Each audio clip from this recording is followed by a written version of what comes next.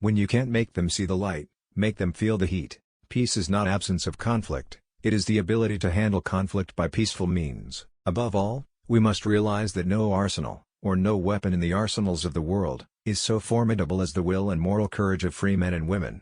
It is a weapon our adversaries in today's world do not have. We must reject the idea that every time a law is broken, society is guilty rather than the lawbreaker. It is time to restore the American precept that each individual is accountable for his actions. Freedom is never more than one generation away from extinction. We didn't pass it to our children in the bloodstream. It must be fought for, protected, and handed on for them to do the same. Entrepreneurs and their small enterprises are responsible for almost all the economic growth in the United States. Government exists to protect us from each other. Where government has gone beyond its limits is in deciding to protect us from ourselves. The struggle now going on for the world will never be decided by bombs or rockets, by armies or military might.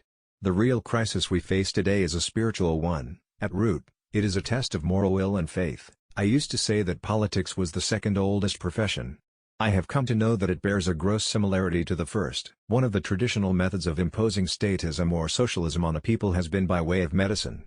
It's very easy to disguise a medical program as a humanitarian project. Government is like a baby.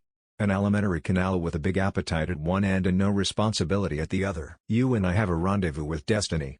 We'll preserve for our children this, the last best hope of man on earth, or we'll sentence them to take the last step into 1,000 years of darkness. Surround yourself with the best people you can find, delegate authority, and don't interfere as long as the policy you've decided upon is being carried out. There are no great limits to growth because there are no limits of human intelligence, imagination, and wonder. My philosophy of life is that if we make up our mind what we are going to make of our lives, then work hard toward that goal, we never lose. Somehow we win out. Politics is supposed to be the second oldest profession. I have come to realize that it bears a very close resemblance to the first. Thomas Jefferson once said, "We should never judge a president by his age, only by his works."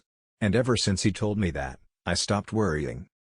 I hope we have once again reminded people that man is not free unless government is limited.